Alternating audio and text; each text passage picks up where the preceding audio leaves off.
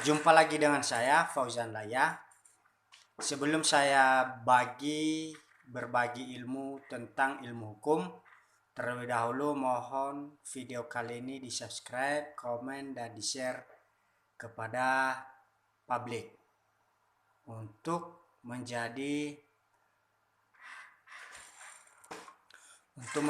acuan kepada para penonton dalam menghadapi perkara pidana. Baik, video kali ini saya membahas atau berbagi tentang pembuktian dalam perkara pidana. Nah, jadi teori pembuktian itu ada empat macam. Satu,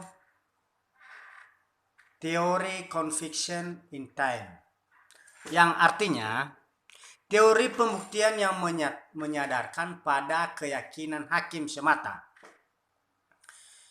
Hakim di dalam menentukan putusan tidak terikat dengan alat bukti yang ada. Dari mana hakim menyimpulkan putusannya tidak menjadi masalah. Nah, jadi biasanya teori ini dipergunakan dalam sistem peradilan juri. Misalnya di negara Inggris atau di negara Amerika. Jadi itulah teori yang dipakai oleh negara Inggris dan negara Amerika. Selanjutnya ada teori pembuktian conviction in ration. Jadi teori ini hakim tidak terikat pada alat bukti yang telah ditetapkan dalam undang-undang. Nah, tetapi hakim bisa mempergunakan alat-alat bukti di luar yang ditentukan oleh undang-undang. Jadi putusan hakim harus bisa diterima dengan akal dan nalar, dengan disertai alasan-alasan yang logis, ya. Jadi sistem pembuktian ini sering disebut sistem pembuktian bebas. Selanjutnya yang ketiga, sistem pembuktian positif. Positive methods. Jadi pembuktian yang menyadarkan pada alat bukti yang ditentukan undang-undang. Nah, tidak diperlukan keyakinan hakim.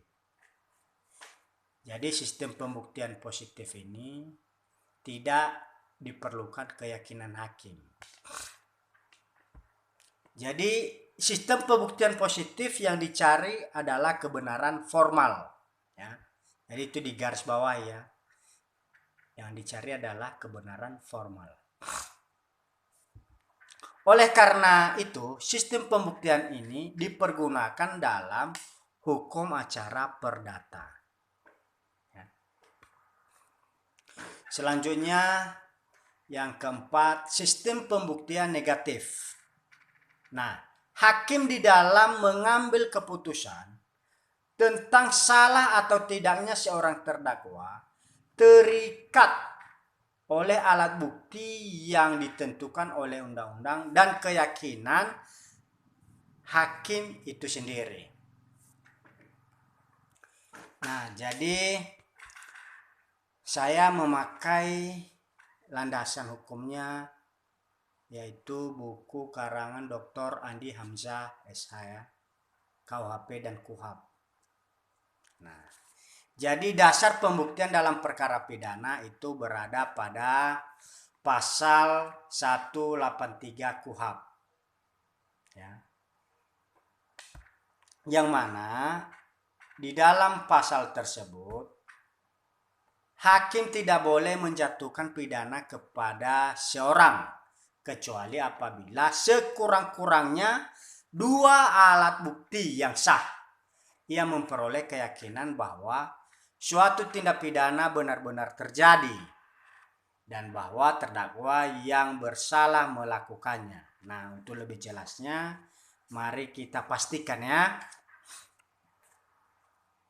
Nah, jadi ini pasal 183 ya. Jadi saya baca ulang. Pasal 183. Hakim tidak boleh menjatuhkan pidana kepada seorang kecuali apabila sekurang-kurangnya dua alat bukti yang sah yang memperoleh keyakinan bahwa suatu tindak pidana benar-benar terjadi dan bahwa terdakwa yang bersalah melakukannya. Nah, jadi di garis bawah di situ adalah dua alat bukti. Nah, apa itu alat bukti? Nanti kita jelaskan ada 5 alat bukti berdasarkan pasal 184 KUHP. Nah, sebelum kita membahas pasal 184 KUHP, terlebih dahulu kita harus mengetahui bahwa KUHP itu menganut pembuktian negatif, ya. Jadi apa itu pembuktian secara negatif? Yaitu seorang terdakwa baru dinyatakan bersalah apabila kesalahan yang didakwakan kepadanya dapat dibuktikan. Nah, ini ya, kita garis bawah itu dapat dibuktikan dengan cara dan dengan alat bukti yang sah menurut undang-undang serta sekaligus keterbuktian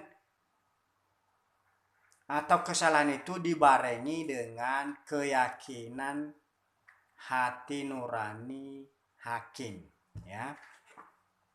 Jadi mari kita membahas alat bukti yang ada pada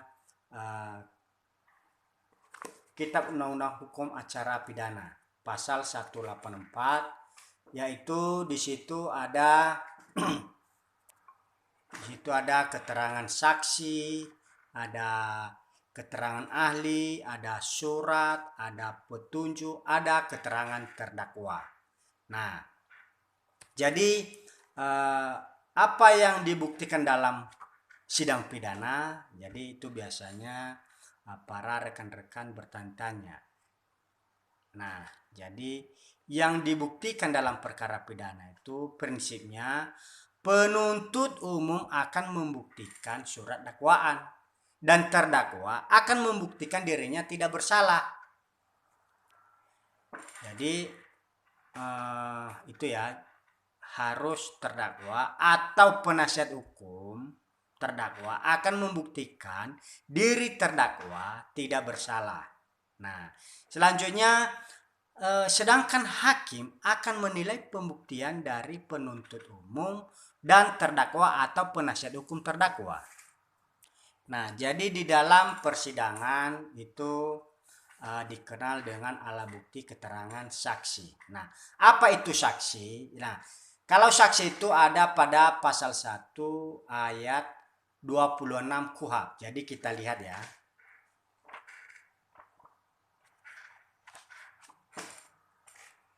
Baik, ini pasal 1 ayat atau angka 26 ya. Jadi saya bacakan.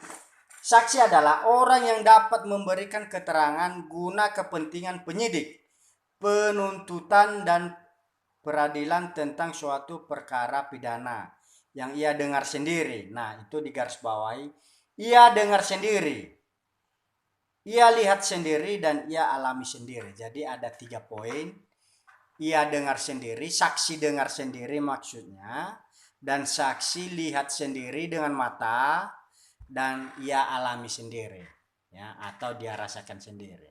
Nah, hal ini telah ada putusan Mahkamah Konstitusi yang mana saksi itu orang yang dapat memberikan keterangan dalam rangka penyidikan, penuntutan, dan peradilan mengenai suatu tindak pidana yang tidak selalu, ini ya digarisbawahi tadi ya, digarisbawahi tidak selalu ia dengar sendiri, ia lihat sendiri, dan ia alami sendiri. Nah, bila mana kita melihat pasal 1 ayat 26 KUHP, telah diperbaharui melalui putusan Mahkamah Konstitusi nomor 65 garing PUU strip Romawi 8 garing 2010 tentang memperluas pengertian dalam pasal 1 angka 26 KUHP. Nah, jadi ini biasanya alat pada penasihat hukum atau pengacara dalam membela kepentingan klien, ya.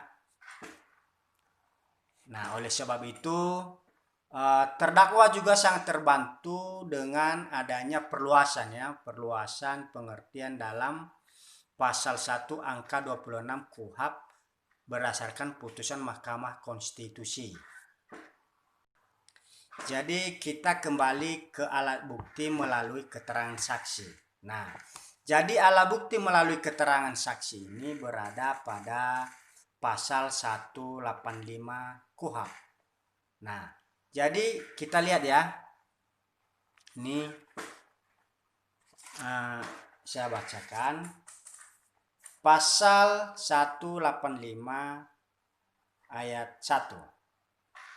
Keterangan saksi sebagai alat bukti ialah apa yang saksi nyatakan di pengadilan, di sidang pengadilan.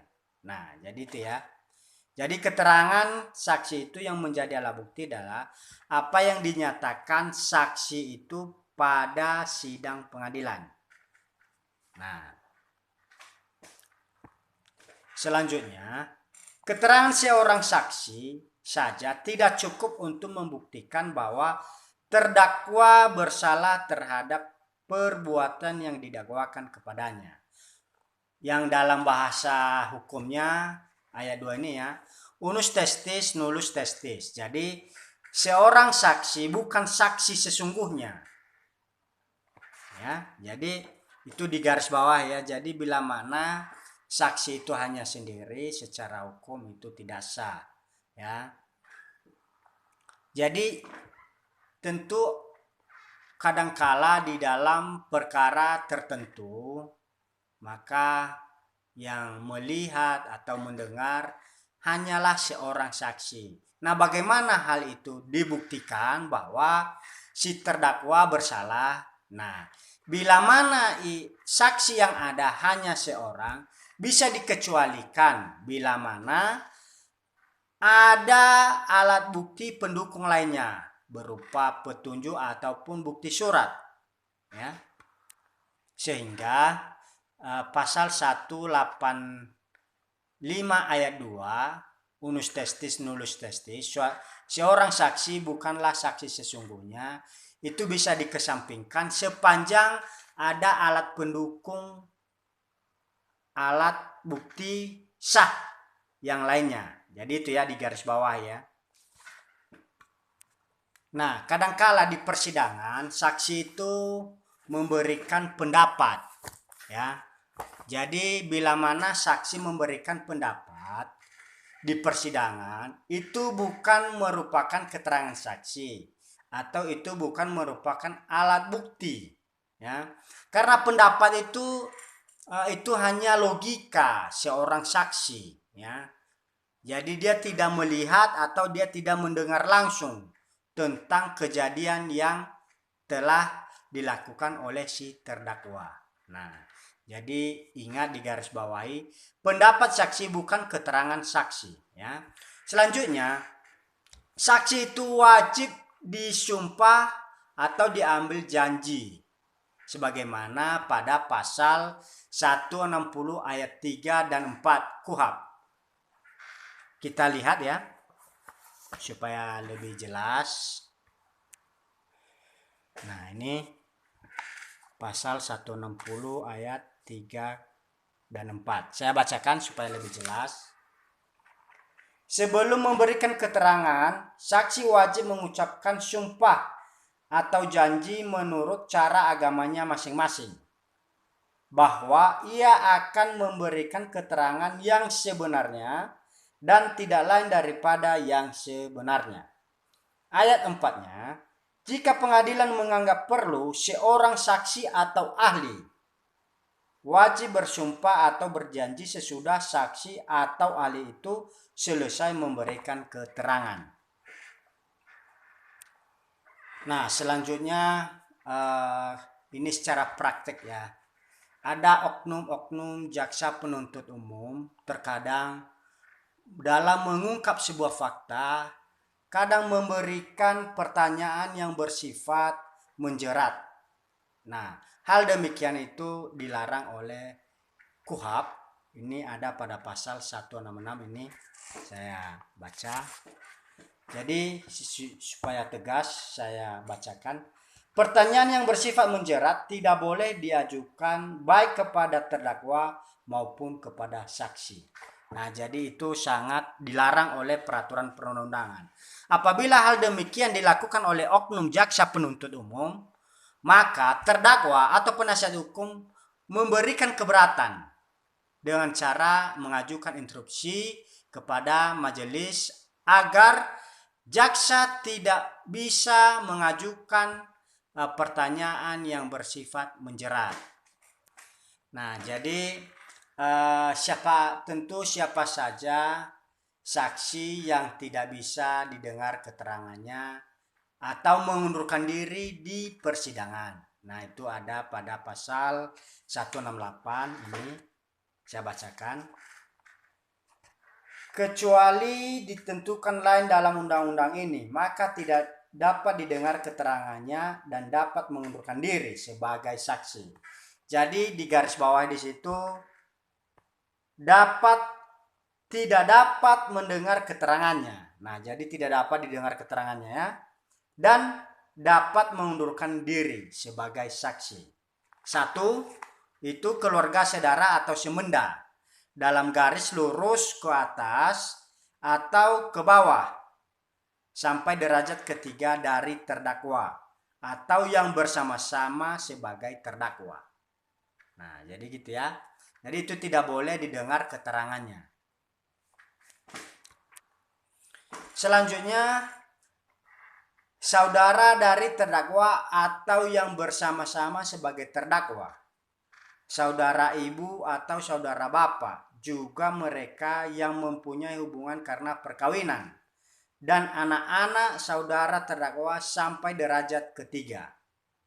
Nah, selanjutnya, suami atau istri terdakwa meskipun sudah bercerai, nah itu perlu digarisbawahi, atau yang bersama-sama sebagai terdakwa.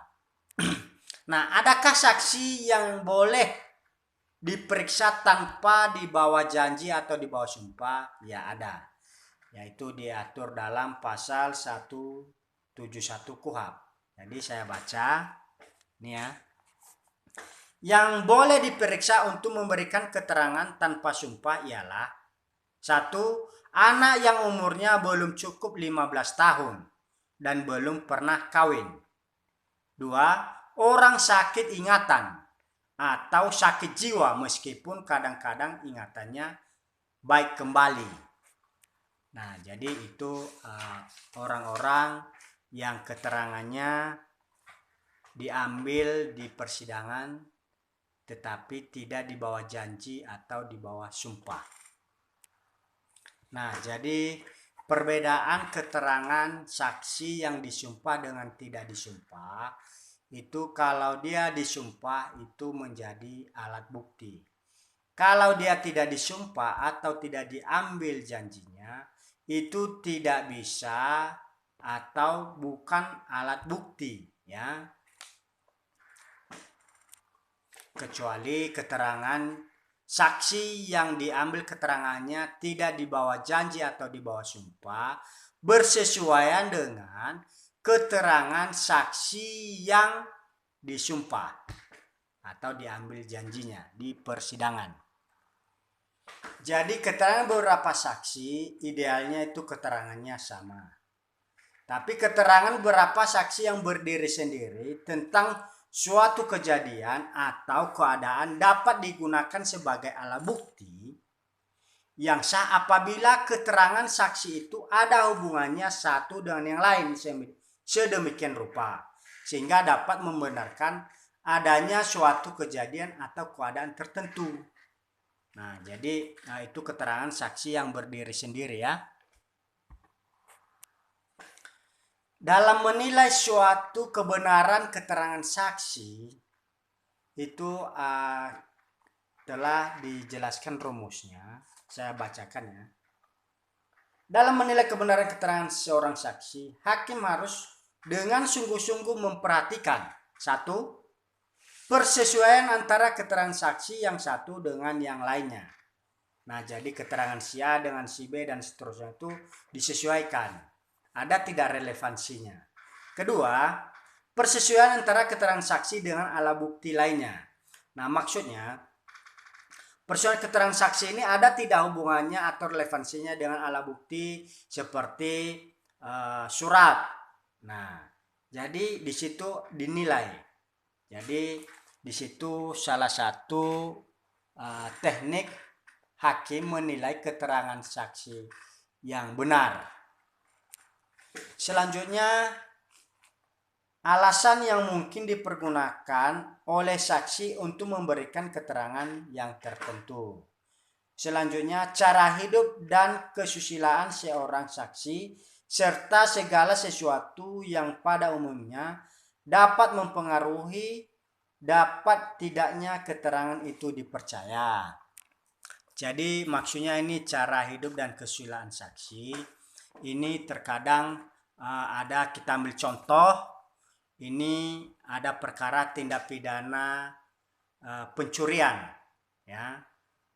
Jadi saksi ini dihadirkan adalah seseorang yang telah dinyatakan bersalah karena melakukan tindak pidana pencurian. Nah, ketika hal demikian dihadirkan di persidangan, maka keterangan saksi tersebut tidak bisa dipercaya ya.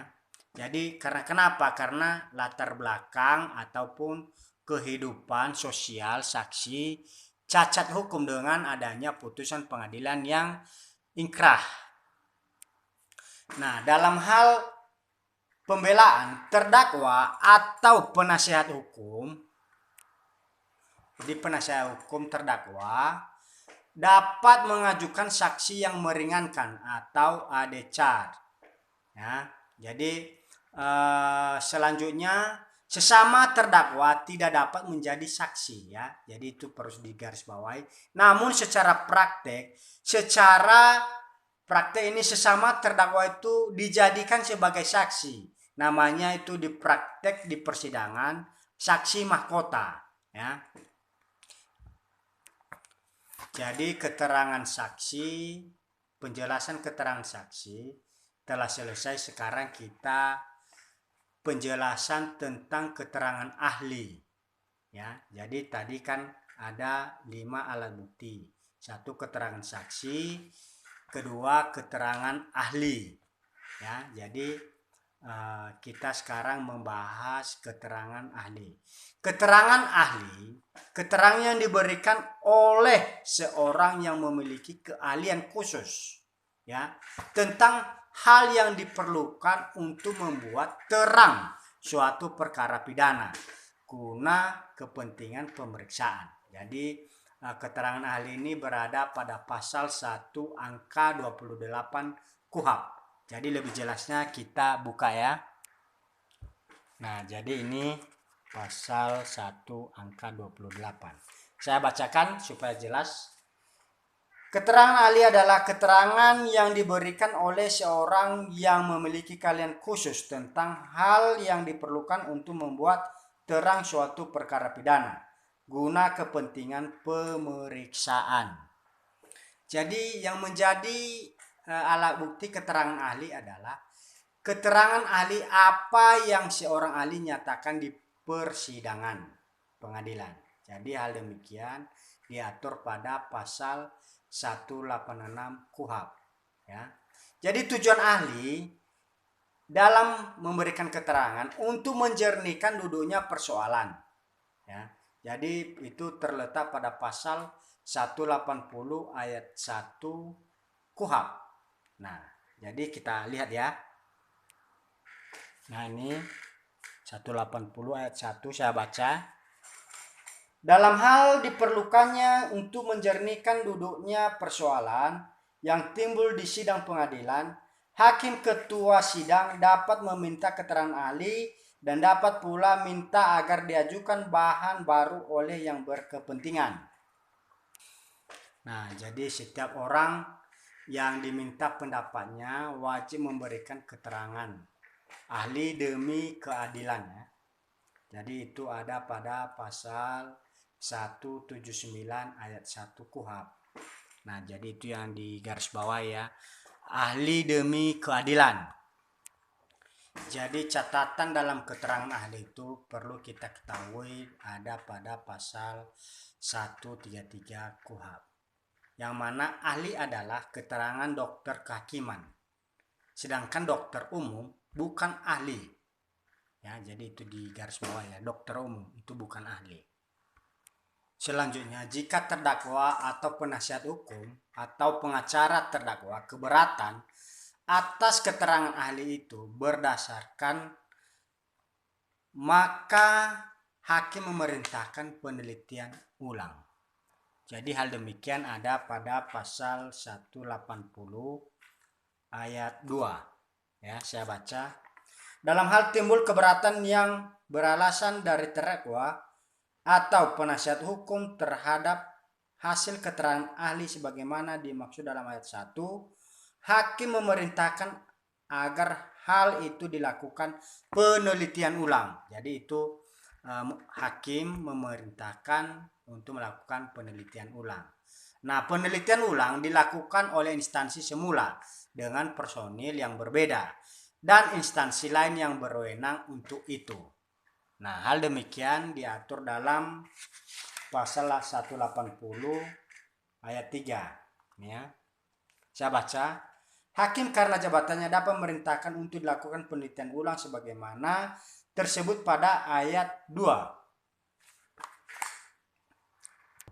Selanjutnya pada pasal 180 ayat 4. Penelitian ulang sebagaimana tersebut pada ayat 2 dan ayat 3 dilakukan oleh instansi semula dengan komposisi personil yang berbeda dan instansi lain yang mempunyai wewenang untuk itu. Nah, jadi itu catatan dalam memperhatikan keterangan seorang ahli. Jadi alat bukti keterangan ahli sudah selesai kita bahas. Sekarang kita mengacu atau menjelaskan tentang alat bukti surat, ya. Jadi tadi ada 5, ya. Sekarang yang ketiga alat bukti surat. Nah, jadi alat bukti surat ini mengacu pada pasal 187 KUHP. Jadi kita lihat. Nah, ini dia. Surat sebagaimana tersebut pada pasal 184 ayat 1 huruf C dibuat atas sumpah jabatan atau dikuatkan dengan sumpah adalah 1. Ya, berita acara dan surat lain dalam bentuk resmi yang dibuat oleh pejabat umum yang berwenang atau yang dibuat di hadapannya, yang memuat keterangan tentang kejadian atau keadaan yang didengar, dilihat, atau yang dialaminya sendiri, disertai dengan alasan yang jelas dan tegas tentang keterangannya itu. Pada huruf B-nya, surat yang dimuat menurut ketentuan peraturan perundangan atas surat yang dibuat oleh pejabat mengenai hal yang termasuk dalam tata laksana yang menjadi tanggung jawabnya dan yang diperuntukkan bagi pembuktian suatu hal atau suatu keadaan. Huruf C-nya, surat keterangan dari seorang ahli yang memuat pendapat berdasarkan keahliannya mengenai suatu hal atau suatu keadaan yang diminta secara resmi daripadanya. Selanjutnya, surat lain yang hanya dapat berlaku jika ada hubungannya dengan isi dari alat pembuktian yang lain. Nah, jadi itu adalah alat bukti surat dalam perkara tindak pidana. Nah, sekarang kita masuk kepada alat bukti nomor 4, yaitu petunjuk. Nah, petunjuk ada pada pasal 188 KUHP. Jadi petunjuk adalah perbuatan, kejadian, atau keadaan yang karena persesuaian, ini kita baca, ya, persesuaian baik antara yang satu dengan yang lain maupun dengan tindak pidana itu sendiri, menandakan bahwa telah terjadi suatu tindak pidana dan siapa pelakunya. Ya. Selanjutnya pasal 188 angka 2, petunjuk sebagaimana dimaksud dalam ayat 1 hanya dapat diperoleh dari keterangan saksi, surat keterangan terdakwa. Nah, jadi di situ diperoleh yang namanya petunjuk, ya. Jadi dari keterangan saksi, dari surat, dan keterangan terdakwa. Nah, selanjutnya penilaian atas kekuatan pembuktian dari suatu petunjuk dalam setiap keadaan tertentu dilakukan oleh hakim dengan arif lagi bijaksana setelah ia mengadakan pemeriksaan dengan penuh kecermatan dan kesaksamaan berdasarkan hati nuraninya. Nah, alat bukti yang kelima itu keterangan terdakwa. Itu berada pada pasal 189 KUHP. Nah, jadi keterangan terdakwa yang dinyatakan di sidang tentang perbuatan yang ia lakukan atau yang ia ketahui sendiri atau yang ia alami sendiri. Nah, itu ada pada pasal 189 KUHP ya. Jadi kita baca. Ini keterangan terdakwa ialah apa yang terdakwa nyatakan dan di sidang tentang perbuatan yang ia lakukan atau yang ia ketahui sendiri atau alami sendiri. Nah, jadi itu ayat 1-nya. Ayat 2, keterangan terdakwa yang diberikan di luar sidang dapat digunakan untuk membantu menemukan bukti di sidang, asalkan keterangan itu didukung oleh suatu alat bukti yang sah sepanjang mengenai hal yang didakwakan kepadanya. Pada ayat ketiga, keterangan terdakwa hanya dapat digunakan terhadap dirinya sendiri. Nah, jadi itu digarisbawahi, keterangan terdakwa itu hanya digunakan terhadap dirinya sendiri bila mana terdakwa itu melakukan pembelaan diri atau berbohong. Nah, ini dia kan. Jadi apa yang dinyatakan oleh terdakwa itu hanya berlaku pada dirinya sendiri, ya. Jadi selanjutnya pada angka 4, keterangan terdakwa saja tidak cukup untuk membuktikan bahwa ia bersalah melakukan perbuatan yang didakwakan kepadanya, melainkan harus disertai dengan alat bukti yang lainnya. Nah, jadi begitu, karena kenapa hal demikian juga dibuat